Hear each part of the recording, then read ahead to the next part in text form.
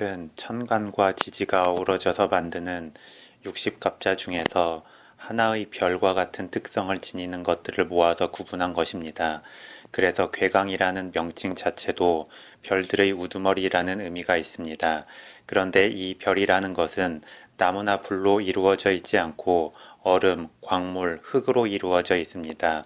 따라서 괴강살에 해당하는 임진, 경진, 경술, 무술의 천간은 모두 토기운, 금기운, 수기운으로만 이루어져 있습니다. 그리고 괴강살의 지지를 보면 모두 진토와 술토로만 이루어져 있습니다.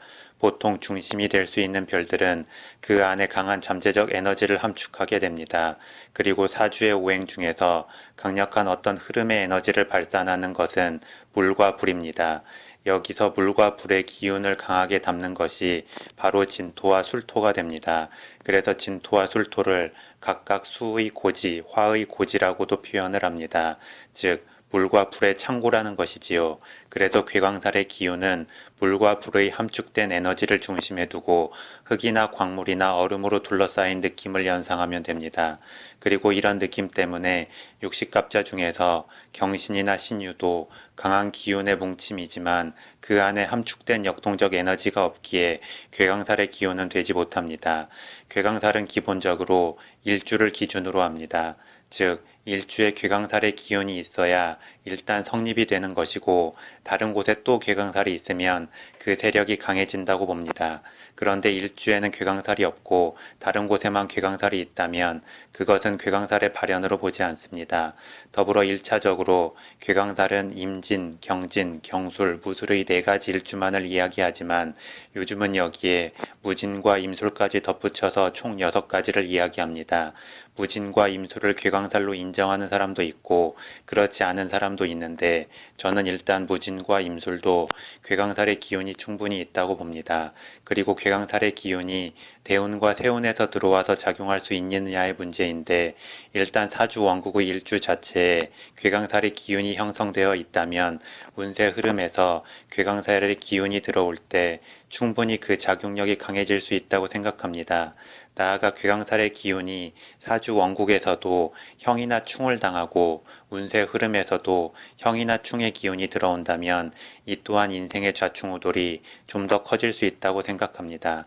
더불어 과거에는 괴강살의 기운이 남자에게 작용하면 리더의 자질이나 카리스마가 있다고 보는데 여자에게 작용하면 너무 그 기세가 강해서 문제가 있을 수 있다고 보았습니다.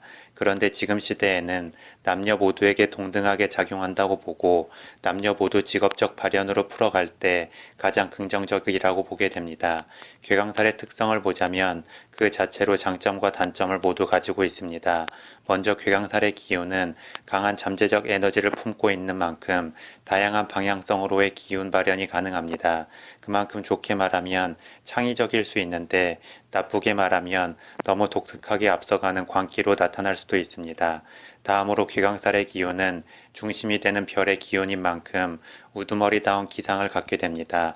그래서 좋게 작용하면 카리스마 있는 리더의 모양새가 되지만 나쁘게 작용하면 독단적이고 폭력적일 수 있습니다. 또한 괴강살은 독보적인 존재감을 드러내려 하기 때문에 자신의 영역이 존재하게 됩니다. 그래서 이는 남들과의 거리감을 갖게 되고 그 거리감 때문에 남들의 주목을 받을 수 있는 장점도 있지만 너무 과하게 작용하면 결벽증이나 강박증으로 나타나기도 합니다. 그런데 일주에 괴강살의 기운이 자리 잡은 사람들의 경우 상당히 극단적인 모습으로 나타나게 됩니다. 즉, 역동적 자기 발현을 통해서 온전히 살아있는 중심적 별이 되기도 하지만 때로는 자기 발현을 하지 못하거나 아니면 스스로의 자기 만족감에 빠져서 정체되고 죽은 별이 되기도 합니다. 또한 괴강살의 기운은 분명 강력한 잠재적 에너지를 함축하고 있지만 그 창고의 문을 열자면 시간과 노력이 필요합니다. 따라서 운세의 흐름에서 강하게 그 창고의 문을 열어주는 기운이 들어오는 게 아니라면 스스로 두려워하거나 주춤하지 말고 다양한 경험을 통해 본인의 잠재력을 깨워야 합니다.